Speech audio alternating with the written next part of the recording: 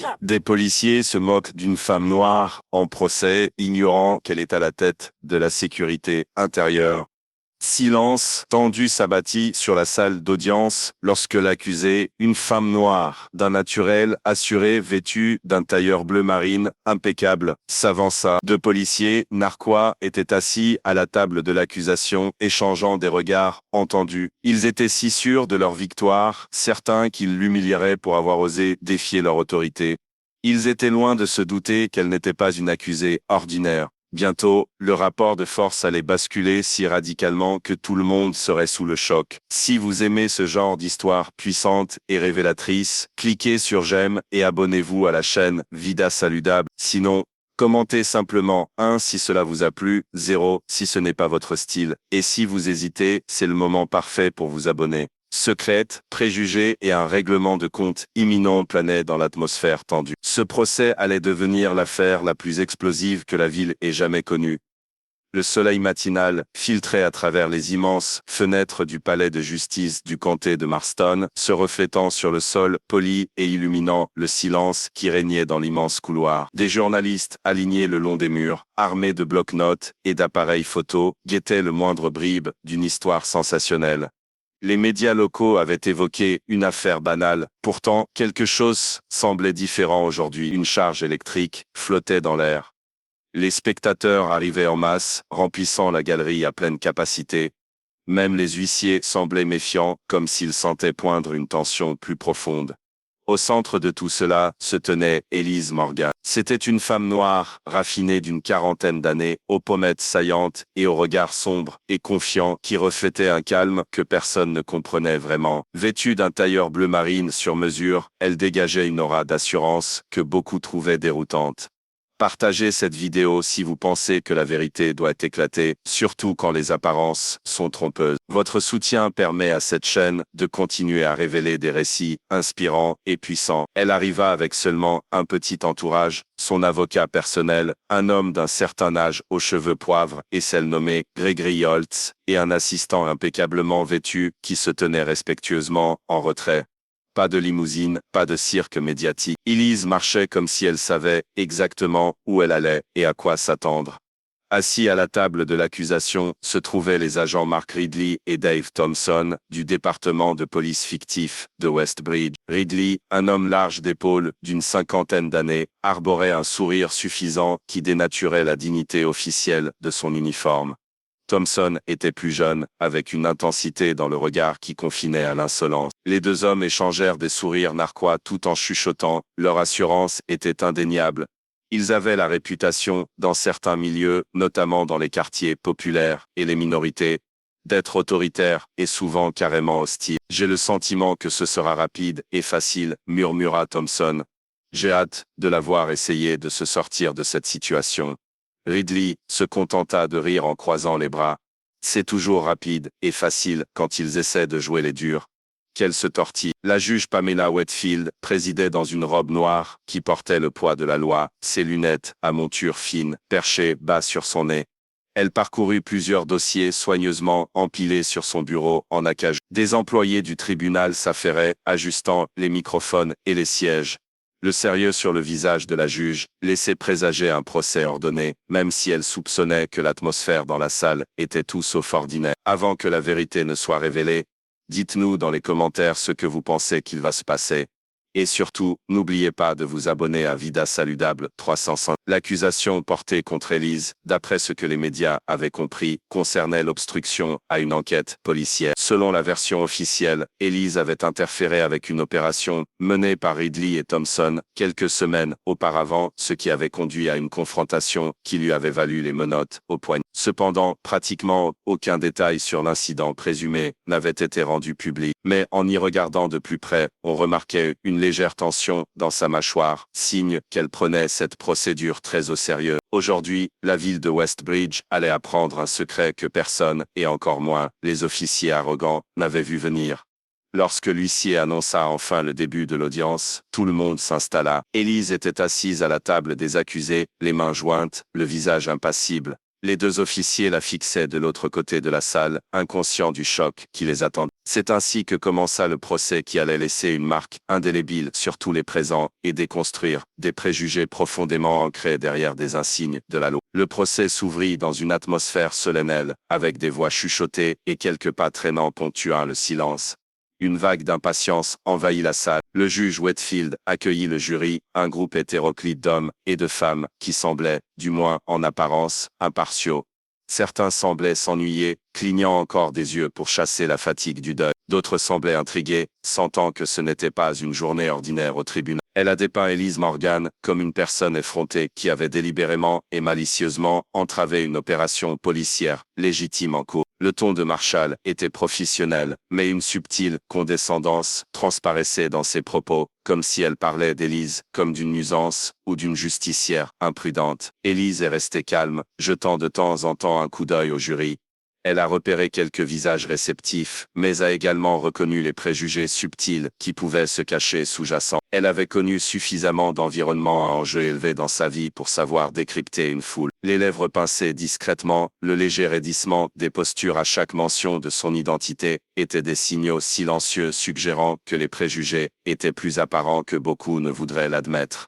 Gregory Holtz, l'avocat d'Élise, s'est levé ensuite. C'était une légende dans les cercles juridiques de Westbridge, réputé pour sa quête inébranlable de justice.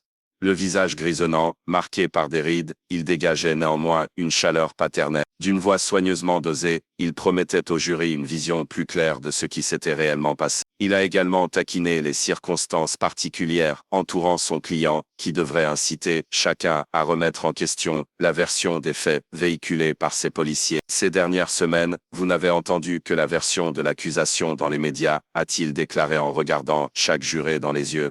On vous a dit que Mel Morgan avait fait obstruction à une opération de police, mais gardez l'esprit ouvert. Nous pensons que vous constaterez que les agents Ridley et Thompson ont utilisé des méthodes illégales, employé des tactiques d'intimidation et ciblé Mel Morgan pour des raisons qui dépassent largement le cadre d'une intervention policière appropriée. À l'évocation de méthodes illégales et d'intimidation, les policiers ont remué sur leur siège. Le sourire suffisant de Ridley s'est estompé l'espace d'un instant pour être remplacé par un ricanement. Thompson tambourina des doigts sur la table, une lueur d'agacement traversant son visage. Une fois les plaidoiries terminées, le juge Whitfield déclara une courte suspension d'audience avant l'appel du premier témoin. Cela permit à la tension ambiante de se dissiper. L'accusation se retira sur un banc à côté, discutant à voix basse. Ridley ne put s'empêcher de lancer un regard moqueur à Élise, articulant quelque chose qui aurait pu être une insulte. Thompson se contenta d'un sourire narquois. Pendant ce temps, Élise discutait calmement avec Gregory. Pour tout observateur, elle n'était qu'une accusée bien habillée, échangeant de temps à autre des sourires polis avec son avocat. Mais sous son air mesuré, elle sentait son adrénaline monter à chaque remarque sarcastique des officiers. Elle voulait voir jusqu'où Ridley et Thompson pousseraient leur mascarade avant que le destin ne s'acharne sur eux. Dans le couloir, quelques journalistes prenaient des photos d'Élise, qui se dirigeait vers une fontaine. Elle ne fit aucun commentaire, se contentant d'un sourire poli et d'un léger geste de la main. L'assistante à ses côtés, une jeune femme discrète, nommée Tiana, veillait à ce que la presse ne se montre pas trop indiscrète. Tiana connaissait le plan de son chef, savait exactement qui était vraiment Elise Morgan. Les habitants de la ville méritaient mieux, et Elise était déterminée à ce que justice soit faite. Gregory était prêt à appeler son premier témoin, tandis que l'accusation attendait avec confiance, comme si elle avait déjà toutes les cartes en main. Élise s'autorisa une profonde inspiration, le regard fixé sur Ridley et Thompson. Leur jour de vérité approchait, et bientôt le palais de justice, et la ville, tout entière, allait constater avec quelle rapidité la vérité peut renverser l'arrogance et les préjugés. Avant que le premier témoin ne témoigne, Gregory demanda l'autorisation de montrer des images du jour de l'arrestation d'Élise. Le juge Whitfield accéda à sa requête. Sur des images de surveillance noires et blanc granuleuses, ils virent une scène se dérouler en fin d'après-midi dans un quartier résidentiel calme de Westbridge. Une série de voitures de police s'alignaient le long du trottoir devant une modeste maison. Des policiers s'agitaient, certains avec des presse-papiers, d'autres montant la garde. L'angle de la caméra changea pour révéler Ridley et Thompson s'approchant d'une silhouette sur le trottoir. Elise Morgan. Elle était vêtue de vêtements décontractés, revenant de ce qui semblait être un événement communautaire. Elle semblait poser des questions aux policiers, peut-être, sur ce qui se passait dans son quartier. Une dispute s'ensuivit, toujours silencieuse, sur la vidéo. Soudain, Thompson arracha une paire de menottes et se jeta sur Elise. Ridley se tenait près d'elle, penché, la menaçant clairement par sa posture. Dans la salle d'audience, le silence se fit plus pesant. Le visage d'Elise resta calme, mais ses yeux vacillèrent. Pour de nombreux jurés, il s'agissait d'un premier aperçu de la confrontation. Si Elise avait réellement entravé une opération policière, la vidéo ne le montrait pas de manière concluante. La défense interrompit la vidéo au moment où Elise était plaquée contre le capot d'une voiture de police, les mains menottées de force dans le dos. Gregory se leva, la voix mesurée. On y voit Melly Morgan poser des questions, reculer. Aucun signe de lutte. On voit l'escalade immédiate de la conversation à la violence, et pourtant, l'accusation affirme qu'elle a agressivement entravé leur opération. Vous voyez cela? L'assistante du procureur Marshall s'est éclairci la gorge, se préparant à riposter. Mais avant qu'elle puisse parler, les lumières se sont rallumées, et Gregory a poursuivi. Nous prévoyons d'appeler des témoins oculaires qui attesteront des propos de Madame Morgan. Des propos inquiétants pour une voisine, dont la maison a été ciblée par les policiers dans des circonstances douteuses. Carmen, enseignante à la retraite et bénévole de longue date de la surveillance de quartier, promenait son chien ce jour-là. Elle a décrit avec force, détail, comment Elise s'est approchée poliment des policiers. Carmen a expliqué qu'Elise avait reconnu la femme vivant dans la maison ciblée, une dame âgée qui s'était récemment plainte de harcèlement policier. Carmen n'aperçut aucune agressivité de la part d'Elise, seulement de la confusion. Ils l'ont simplement attrapée, a témoigné Carmen, la voix légèrement tremblante. Sous peu, elle était sur le capot de la voiture de patrouille. À cet instant, Ridley s'est déplacé, mal à l'aise. La mâchoire de Thompson s'est crispée. Pourtant, le ton inébranlable de Carmen et la sincérité de son regard ont rendu son témoignage convaincant. Le jury a pris des notes, jetant de temps en temps un coup d'œil à Elise pour jauger sa réaction. Lors du contre-interrogatoire, Marshall a tenté de présenter Carmen comme un témoin peu fiable. Elle a suggéré que Carmen avait peut-être une mauvaise vue en raison de son âge ou qu'elle avait peut-être des préjugés personnels. Mais Carmen a tenu bon, précisant qu'elle n'avait besoin de lunettes que pour lire et qu'elle avait toujours été une fervente partisane d'une police équitable. Elle raconta également comment les policiers s'étaient moqués d'Elise, faisant des remarques sur des gens comme vous, se mêlant des affaires des adultes. Alors que Carmen concluait son témoignage, un sentiment de malaise parcourut l'accusation. L'idée que des propos racistes aient pu être utilisés constituait un facteur nouveau et puissant. Ils jetèrent un coup d'œil à Elise, qui observait calmement les débats. Elle n'avait toujours pas révélé sa véritable identité. Le décor était planté pour des révélations encore plus explosives, qui feraient trembler les piliers du palais de justice et tout le département de police de Westbridge. Pendant la pause déjeuner, les couloirs du tribunal bourdonnaient de spéculations. Les journalistes se rassemblèrent dans les coins, chuchotant des théories sur les images et le témoignage de Carmen Williams. Certains se souvinrent de rumeurs d'actions douteuses de Ridley et Thompson par le passé, d'enquêtes sur des plaintes restées sans suite. Combien de fois ces policiers s'en étaient-ils sortis indemnes? Et qui était vraiment Elise Morgan pour leur tenir tête avec autant d'audace? Elise et Gregory se retirèrent dans une petite salle de conférence où son assistante, Tiana, gardait la porte des oreilles indiscrètes. Un silence retomba tandis que Gregory rassemblait ses notes. Le témoignage de Carmen était solide, dit-il en jetant un regard fier à Elise. Mais ils la discréditeront, s'ils le peuvent. Il faudra bien que nous révélions votre position à un moment donné, n'est-ce pas? Elise soupira en se redressant. Nous le ferons, mais pas tout de suite, dit-elle doucement. Gregory se frotta l'arête du nez. Et non, c'est risqué. L'accusation nous prendra par surprise, avec tout ce qu'elle peut. Mais si nous révélons la vérité au bon moment, cela pourrait changer la donne. Une fois que le tribunal apprendra que vous êtes le nouveau chef du département de la sécurité intérieure, ces agents n'auront plus d'échappatoire. Elise hocha la tête. Exactement, mais l'objectif n'est pas seulement de gagner mon procès. Nous devons établir des comptes. Si nous les dénonçons prématurément, il pourrait conclure un accord où le département pourrait tenter d'enterrer des preuves. Et là va. Le timing est primordial. Tiana s'avança et s'éclaircit la gorge, poliment. Madame, j'ai organisé un appel sécurisé avec le secrétaire adjoint Loss. Il veut faire le point sur la situation. Elise remercia son assistante avec un sourire gracieux, puis se tourna vers Gregory. Pouvons-nous faire confiance au système pour rendre justice une fois qu'il aura découvert qui je suis? J'ai vu comment les rouages de la bureaucratie tournent, lentement et parfois de travers. Mais dès que cela devient une affaire fédérale, surtout sous l'œil du département de la sécurité intérieure, ils ne peuvent pas l'ignorer. Et si les fonctionnaires municipaux tentent, les conséquences juridiques seront bien plus graves. Nous parlons de violation des droits civiques au niveau fédéral. Elle songea au nombre de citoyens ordinaires qui n'avaient pas accès à ces moyens de pression, à ceux qui, comme elle, avaient été cloués au sol dans des voitures de police, des personnes qui n'avaient ni les moyens ni le statut nécessaire pour riposter. Pendant ce temps, dans un autre coin du palais de justice, Ridley et Thompson étaient blottis contre le procureur Marshall. Leur voix était basse, mais tendue. Les policiers insistaient sur le fait que le témoignage de Carman était un oui-dire. Ils maintenaient qu'Elise était l'agresseuse, affirmant qu'elle avait tenu des propos menaçants. Cependant, ils ne disposaient d'aucune preuve, vidéo ou audio substantielle, pour le prouver. Les images de la soi-disant caméra embarquée présentaient des problèmes techniques, tandis que les caméras piétons qu'ils portaient avaient soit mal fonctionné, soit perdu leur batterie à des moments cruciaux. Elle était consciente du risque que des allégations répétées de dysfonctionnement des caméras corporelles paraissent suspectes. Pourtant, elle devait aussi présenter un front uni. Nous trouverons un moyen de discréditer cette vidéo, et même si le juge l'autorise, nous appellerons suffisamment de témoins du département pour étayer votre version des faits. Bien, marmonna Thompson, la voix tremblante. Nous devons gagner. Je ne laisserai pas un fauteur de troubles gueulards ruiner ma carrière. Ridley lui tapa sur l'épaule. Du calme, on a vu pire. Dave Marshall jeta un coup d'œil par-dessus son épaule, baissant encore la voix. Attention à vos remarques, agent Ridley. Et ce procès est sensible. Nous ne pouvons nous permettre aucun faux pas qui pourrait laisser penser à du racisme ou à des préjugés.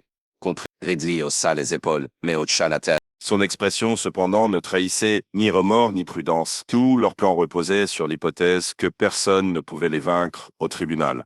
Ils ignoraient certainement qui était réellement Elise, ni que son influence dépassait largement Westbridge. À la fin de la pause déjeuner, les deux parties se préparaient à reprendre. Elise retourna à sa place, la posture gracieuse, le visage calme. Thompson et Ridley lui lançaient des regards noirs. Et au-dessus de tout cela, la vieille horloge accrochée au mur de la salle d'audience tournait à plein régime, comptant à rebours jusqu'au moment où une vérité longtemps enfouie éclaterait enfin au grand jour. Et avec elle, l'arrogance de deux policiers qui ne s'attendaient pas à un retournement de situation aussi radical. À la reprise des débats, le juge Whitfield ouvrit la séance. Le jeune policier marchait avec assurance, l'uniforme impeccable, les yeux rivés sur le jury. Il avait répété son témoignage, espérant qu'il serait la clé de voûte de la prétendue obstruction d'Elise Morgan. Il a raconté une histoire dans laquelle Elise les a abordés agressivement, exigeant qu'ils arrêtent leur enquête. Il a affirmé qu'elle avait crié des insultes et menacé d'appeler ses hommes pour les faire reculer. Selon Thompson, Elise a ensuite tenté de le bousculer, ce qui l'a poussé à se défendre.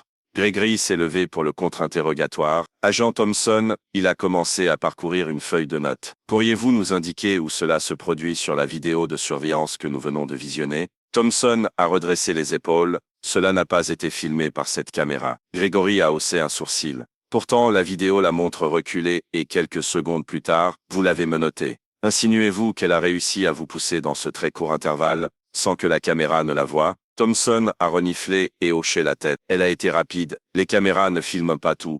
Un rire sceptique parcourut les spectateurs, rapidement étouffé par l'huissier. Le visage de Thompson rougit légèrement, mais il maintint sa position. Gregory continua calmement, insistant sur le point. Un comportement opportunément hors champ et la défaillance suspecte de plusieurs caméras piétons. Si votre caméra a mal fonctionné, avez-vous des documents, des journaux de maintenance ou un avis de dysfonctionnement? Thompson hésita un instant.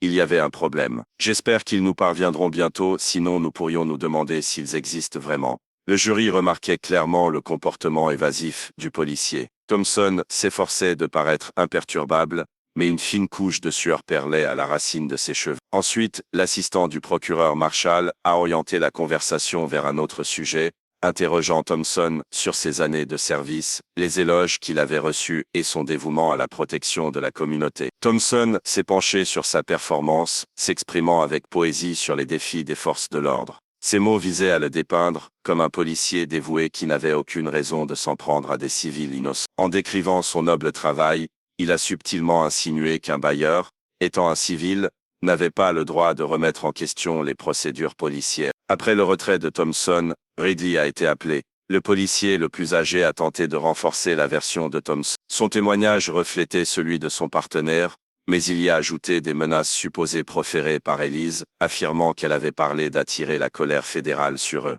Gregory et Elise ont échangé un regard entendu. De toute évidence, Reddy s'approchait à tâtons de la vérité sans s'en rendre compte. Contre-interrogé, Reddy a également fourni une explication peu convaincante pour la disparition des images de la caméra piéton, invoquant cette fois un problème de batterie. Gregory l'interrogea sur la fréquence de tels dysfonctionnements survenant simultanément au cours d'une même opération. Tout au long du témoignage de Reddy, Elise resta silencieuse, observant comment les policiers, si sûrs de leurs préjugés, déformaient chaque détail pour la présenter comme une nuisance hostile. La tension dans la salle d'audience devint presque palpable. Certains spectateurs, notamment ceux qui avaient été victimes de profilage racial, bouillonnaient de rage. En fin d'après-midi, après une journée épuisante de témoignages et de contre-interrogatoires, la juge Whitfield ajourna l'audience. Elle exhorta toutes les parties à se tenir prêtes à entendre d'autres preuves et témoins le lendemain. Alors que les gens sortaient, les deux policiers échangèrent des regards soulagés, pensant avoir tenu bon.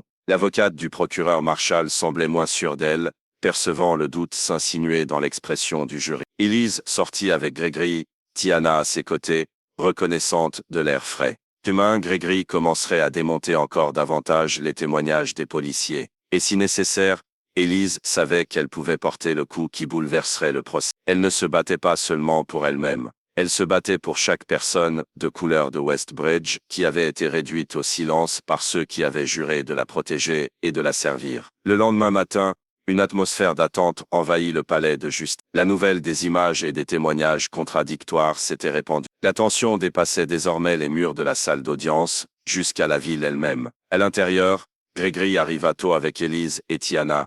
Elise remarqua un groupe de leaders communautaires qui attendaient près des bancs. Parmi eux se trouvait le révérend Samuel Tillman, un pasteur respecté et connu pour son travail de défense des droits civiques. Le révérend avait entendu des rumeurs sur l'affaire d'Elise et décida qu'il était temps de lui apporter son soutien. À ses côtés se tenait une alliée inattendue, Karen Donahue, une chroniqueuse conservatrice réputée, qui avait défendu des positions en faveur de l'ordre public. Cependant, Donahue avait récemment été confronté aux pratiques contraires à l'éthique de la police de Westbridge après que son fils, adolescent, eût été contrôlé et fouillé à tort. Cet incident lui avait ouvert les yeux sur les préjugés que beaucoup subissaient au quotidien. Gregory s'approcha d'eux et leur tendit une poignée de main polie. « Révérende mademoiselle Donahue, nous vous remercions d'être là. » Elise hocha la tête en guise de salut, son visage stoïque s'échauffant légèrement à leur présence. Ses alliés surprenants lui donnèrent l'espoir que la ville était peut-être prête à affronter les problèmes systémiques, si seulement la vérité éclatait au grand jour. L'audience reprit peu après. La défense appela comme témoin expert le docteur Yvonne Gartner, psychologue clinicienne spécialisée dans l'impact psychologique du profilage racial. La confiance dans les institutions, poussant souvent les citoyens, notamment ceux issus de communautés marginalisées, à s'interroger sur les motivations de la police. Elise observa le jury absorber les paroles du docteur Gartner. Tout au long du témoignage du psychologue, Reddy et Thompson affichaient un air renfrogné, échangeant des regards irrités. Le témoignage de Gartner, bien que ne les concernant pas directement, dressait un tableau plus large impliquant des pratiques similaires à celles reprochées aux policiers. C'était une manœuvre subtile mais efficace de Gregory, qui a permis au jury de comprendre que la réaction d'Elise, le jour de son arrestation, pouvait être le résultat de problèmes systémiques, de longue date, plutôt que d'une agressivité inhérente. C'est alors qu'est arrivé un moment charnière. Gregory a cité le sergent Miguel Trevino,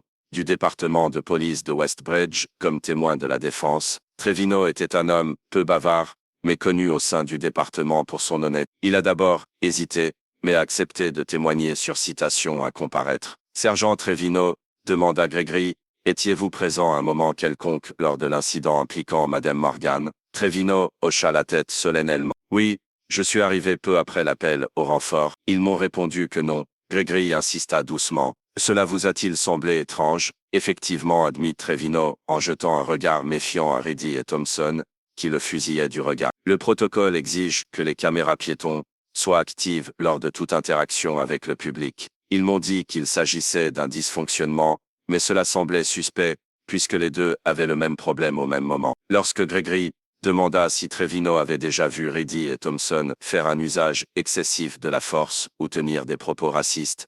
La posture du sergent se raidit. Il hésita, la sueur pernant sur son front.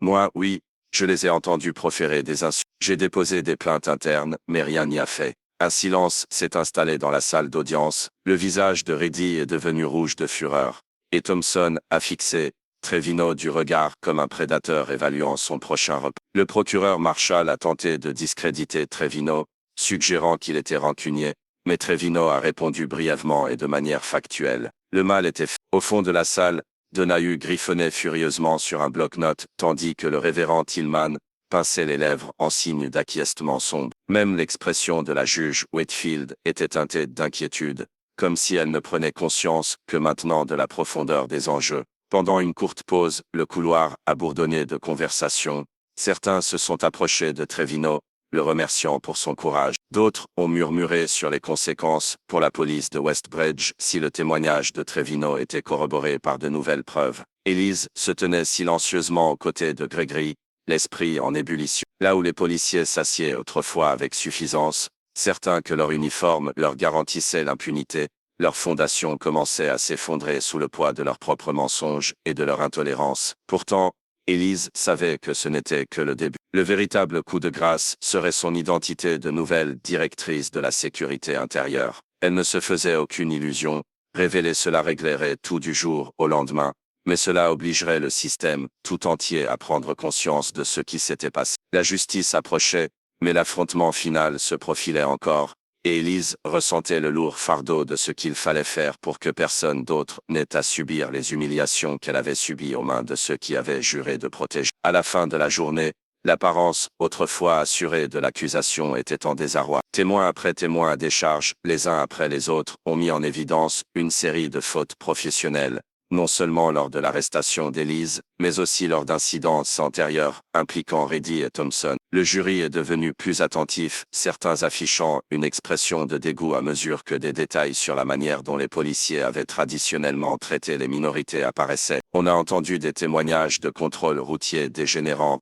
en fouilles injustifiées, de jeunes hommes noirs malmenés pour avoir simplement posé des questions, et un récit cohérent de tactiques d'intimidation. Élise et Gregory avaient soigneusement sélectionné ces témoins, des personnes ayant déposé plainte ou ayant été témoins de pratiques policières douteuses. Aucun d'entre eux n'avait obtenu justice, car ces plaintes avaient apparemment disparu des procédures internes de la police de Westbridge. Dans un moment particulièrement tendu, Gregory a présenté des dossiers départementaux obtenus grâce à une assignation à comparaître. Ces documents indiquaient que Reddy et Thompson avaient fait l'objet de plus de plaintes que. En marge, plusieurs notes des affaires internes indiquaient simplement « affaires classées, preuves insuffisantes ». Ce schéma récurrent était impossible à ignorer. L'accusation a tenté une défense faible, suggérant qu'en tant qu'officier actif, travaillant dans des zones à forte criminalité, il était normal qu'ils accumulent de nombreuses plaintes. Chaque nouvelle preuve entamait la crédibilité des policiers.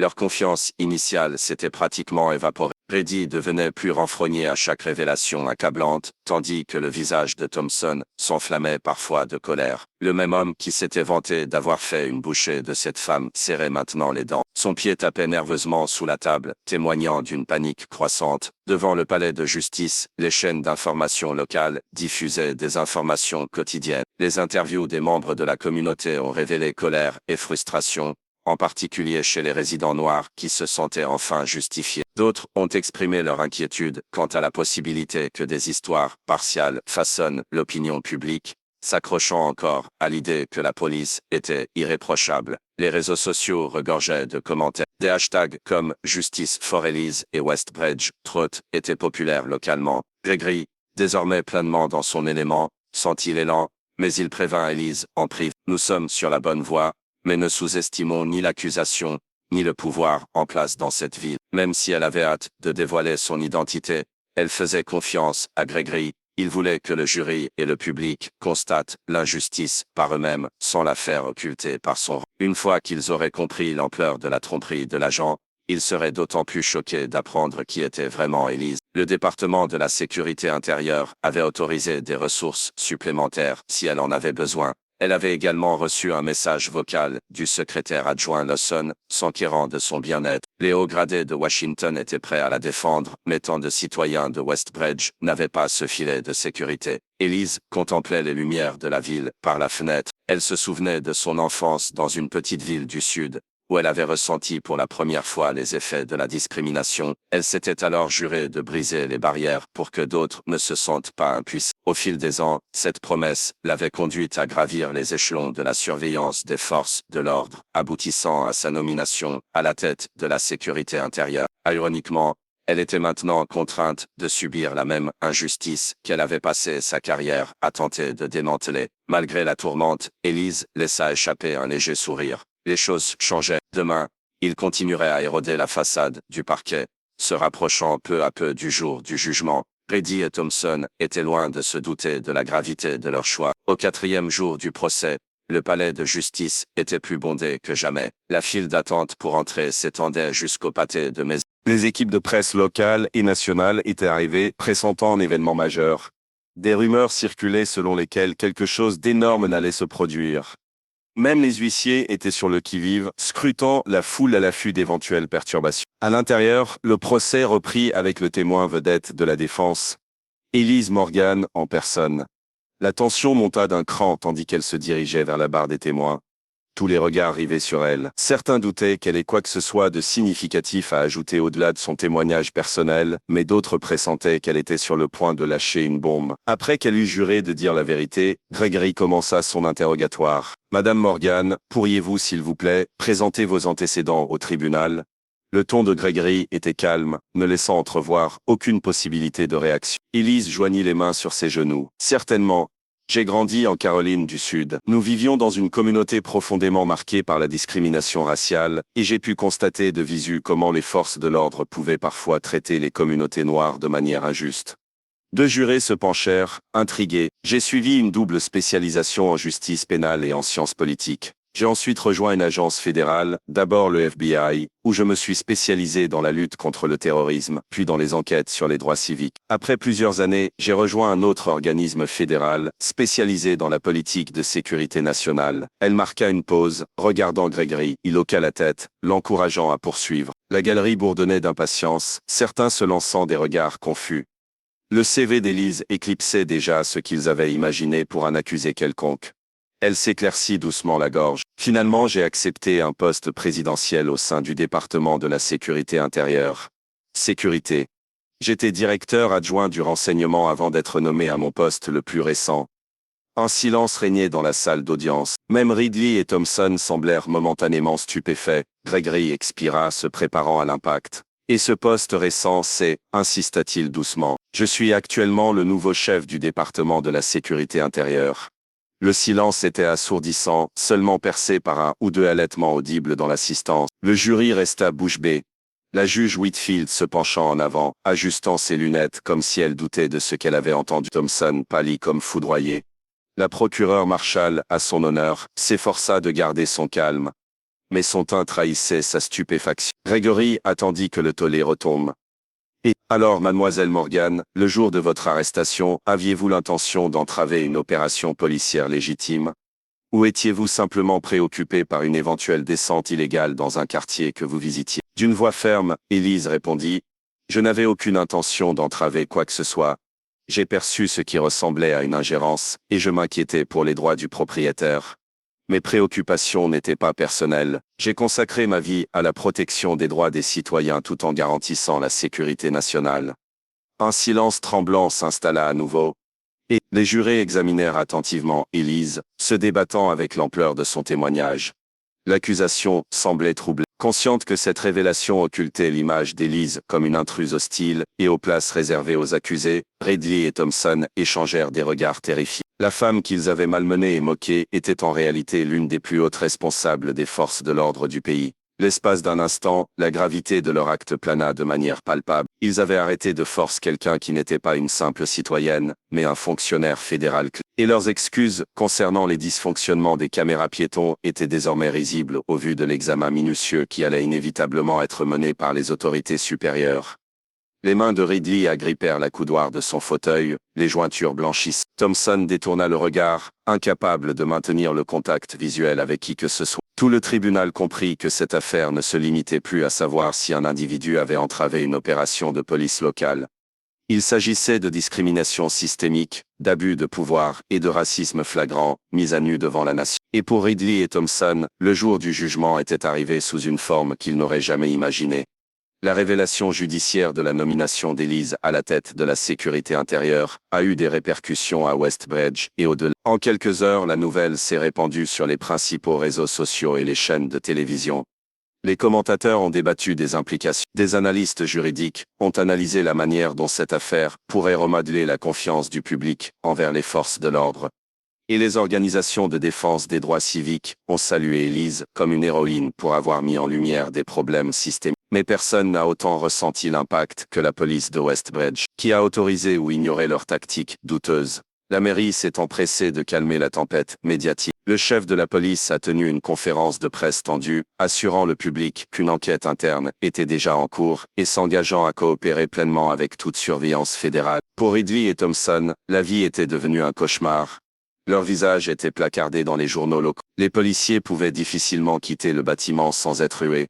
Leurs familles étaient harcelées et leur cercle d'amis s'amenuisait à mesure que les gens prenaient leur distance avec le scandale. L'armure de l'insigne, qui semblait autrefois impénétrable, était désormais criblée de fissures. Dans un ultime effort pour sauver leur dossier, le procureur Marshall a déposé une requête visant à exclure certains éléments de preuve liés à la position fédérale d'Elise, arguant qu'ils étaient préjudiciables et sans rapport avec les détails de l'arrestation. Le juge Whitfield a rejeté la requête, soulignant que le rôle d'Elise dans la surveillance des forces de l'ordre était directement lié à ses raisons de remettre en question leurs actions. Au milieu du chaos, Elise a gardé son sang-froid, tout en reconnaissant que le poids de la responsabilité pesait lourdement sur ses épaules. Elle n'avait jamais voulu utiliser sa fonction comme une arme, mais dans un système si souvent défavorable aux personnes de couleur, faire la lumière sur l'autorité fédérale était parfois le seul moyen de briser le cycle. Gregory continua méthodiquement à présenter des preuves, chaque pièce, démontant un peu plus les récits des policiers.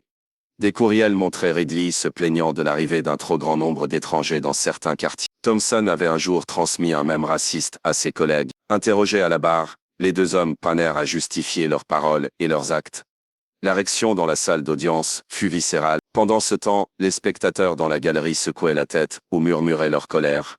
Même le calme des juges s'estompait parfois, laissant entrevoir des lueurs d'inquiétude et d'indignation. Pendant des années, Ridley et Thompson avaient étalé leur pouvoir, persuadés que personne ne les tiendrait responsables.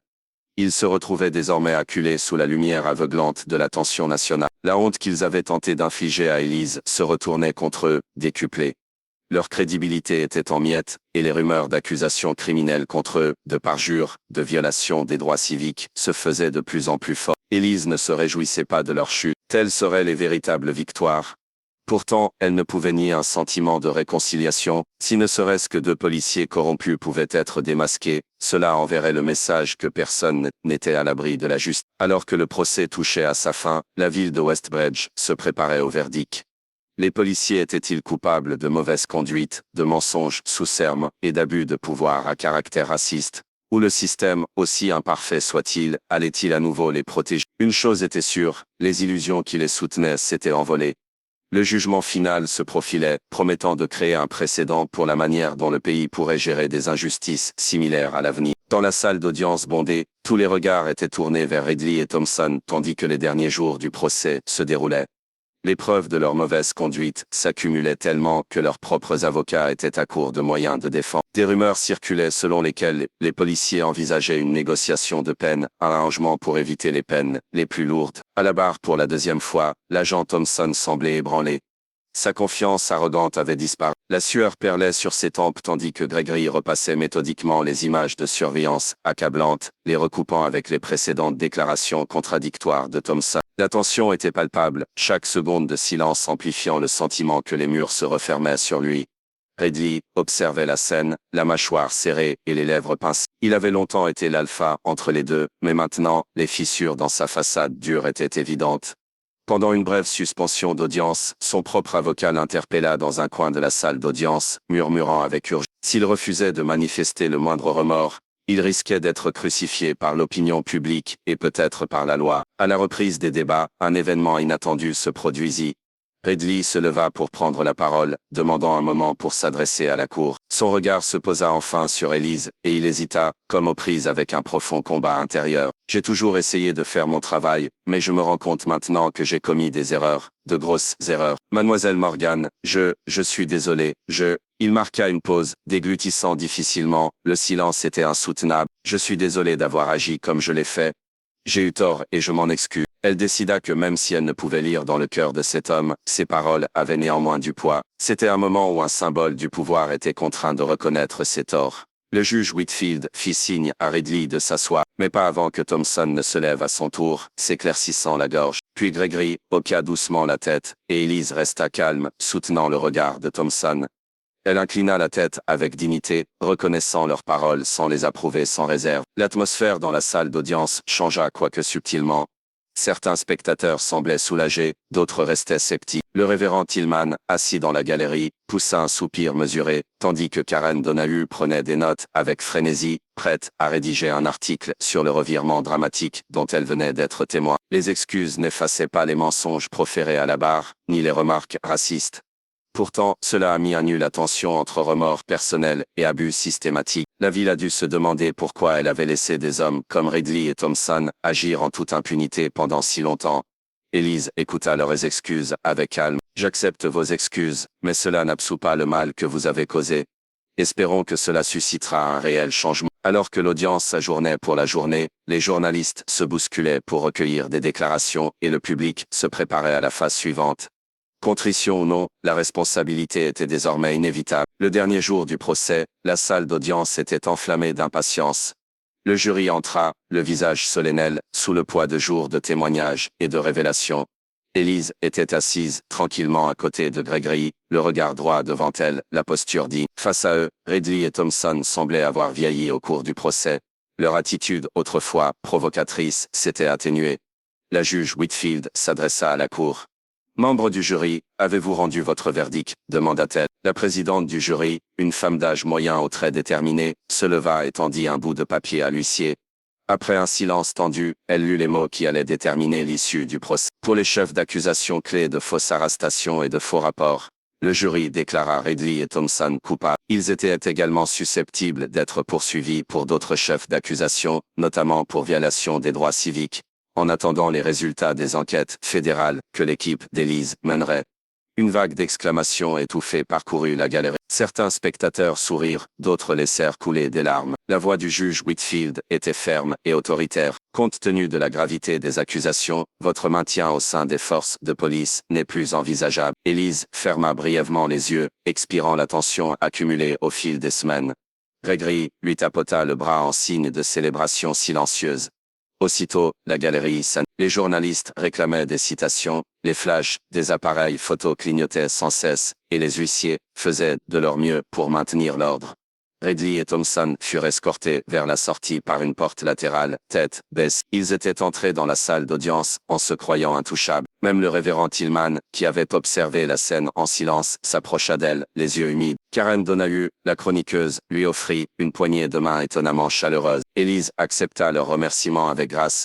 Et elle était soulagée non seulement de sa propre justification, mais aussi de ce que Ferdick représente. Pendant trop longtemps, des histoires comme la sienne se terminaient par la parole de l'agent prise pour parole d'évangile, laissant les victimes sans voix et sans protection.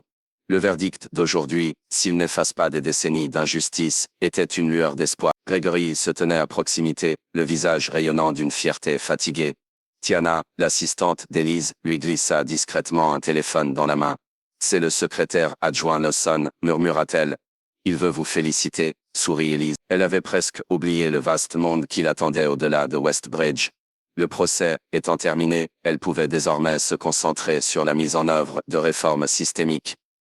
Ce n'était qu'une bataille parmi d'autres dans une guerre plus vaste contre la discrimination et la corruption, mais pendant cet instant, Elise s'autorisa à savourer cette rare victoire. La ville de Westbridge, meurtrie par le scandale, avait pris position pour la justice et, ce faisant, avait donné à la nation une raison de croire au pouvoir de la responsabilité et de la vérité. Dans les semaines qui suivirent le procès, Westbridge se retrouva sous la surveillance publique. Le service de police de Westbridge annonça une refonte complète de son système d'examen des plaintes, promettant un contrôle externe et une transparence accrue. Un groupe de travail fédéral, supervisé en partie par Elise elle-même, ouvrit une enquête sur la direction du service. La vieille garde céda la place à une nouvelle direction, plus diversifiée. Ridley et Thompson attendaient leur condamnation officielle. Pendant ce temps, la ville se préparait à une action civile intentée par Elise. Un projet qui visait à obtenir réparation financière, non pas pour elle-même, mais pour les communautés sous-représentées lésées par les abus policiers. Elle prévoyait d'investir toute récompense dans des programmes sociaux soutenant la jeunesse et luttant contre les disparités raciales au sein des forces de l'ordre. L'histoire d'Elise a attiré l'attention nationale. Interviews et articles ont souligné son rôle dans la mise en lumière de la corruption systémique. « Je ne suis qu'une personne », disait-elle. D'innombrables autres personnes ont subi la même injustice, sans aucun recours. À l'hôtel de ville, une cérémonie spéciale a eu lieu en hommage aux militants locaux des droits civiques qui ont longtemps lutté contre l'injustice, souvent dans l'ombre. Le révérend Tillman a reçu une distinction, et Karen Donahue, auparavant critique virulente des mouvements militants, a prononcé un discours sincère, s'excusant pour ses opinions naïves. Ce moment était chargé de symbolisme, des personnes, issues de milieux idéologiques, opposés, s'unissant autour de la reconnaissance qu'il fallait changer les choses. Après le procès, Gregory Holt trouva son cabinet inondé de messages de soutien. L'avocat vieillissant, proche de la retraite, plaisanta en disant qu'il pourrait ne jamais prendre sa retraite si des cas comme celui d'Elise continuaient à refaire surface. « Nous n'avons fait qu'effleurer la surface », confia-t-il à Elise un après-midi. « Chaque jour, de nouvelles victimes se manifestent, encouragées par votre exemple. » Tiana, l'assistante fidèle d'Elise, coordonna les ressources du département de la sécurité intérieure pour aider Westbridge à se réformer. Elle joua également un rôle important dans la constitution d'une coalition d'associations locales, d'éducateurs et de chefs d'entreprise, se consacrant collectivement à la revitalisation des quartiers marginalisés de la ville. La synergie fut remarquable. Là où régnait autrefois le cynisme, un esprit d'espoir et d'effort collectif prit racine. La résidente âgée dont le domicile avait été perquisitionné l'accueillit avec des larmes de gratitude. Les enfants du quartier, autrefois effrayés à l'idée de sortir par crainte du harcèlement, circulaient désormais librement à vélo. Des fresques murales commencèrent à apparaître sur les vieux murs, représentant des images d'unité et de justice. En regardant autour d'elle, Elise ressentit une satisfaction tranquille. La ville avait encore des montagnes à gravir, mais au moins, elle avançait dans la bonne direction. De retour dans sa voiture, Elise trouva un moment pour réfléchir. Elle était venue à Westbridge en visite pour être plongée dans un combat pour sa dignité et sa liberté. Mais des cendres de cette épreuve avait émergé quelque chose de transformateur, pour elle, pour la ville, et potentiellement pour la nation. Elle poursuivrait ses fonctions de directrice de la sécurité intérieure, mais elle se jura de ne jamais oublier la leçon de Westbridge. Les gens ordinaires, animés par la vérité et le courage, pouvaient renverser même les injustices les plus profondément ancrées. Elle s'adossa contre son siège, scrutant l'horizon scintillant. Le chemin à parcourir pourrait être long, mais le moteur du changement était enfin en marche. Merci de nous avoir rejoints dans ce puissant voyage de vérité et de rédemption. Nous avons vu comment l'arrogance et les préjugés ont cédé devant la détermination inébranlable d'une femme, Elise Morgan, qui a refusé de céder à l'injustice. Cette histoire met en lumière une vérité cruciale. Quel que soit son grade ou son uniforme, personne n'est au-dessus de la responsabilité. Et tout aussi important, nous voyons le pouvoir de la solidarité, où des voix diverses s'unissent pour maintenir les institutions dans leur plus haute vocation. Soutenez ceux qui luttent pour l'équité et continuez à œuvrer pour le changement, aussi petit soit-il. Ce faisant, vous contribuez à diffuser des histoires qui inspirent l'espoir, le courage et le pouvoir transformateur de la justice. Ensemble, nous pouvons faire en sorte que chaque voix soit entendue et que chaque vie soit valorisée.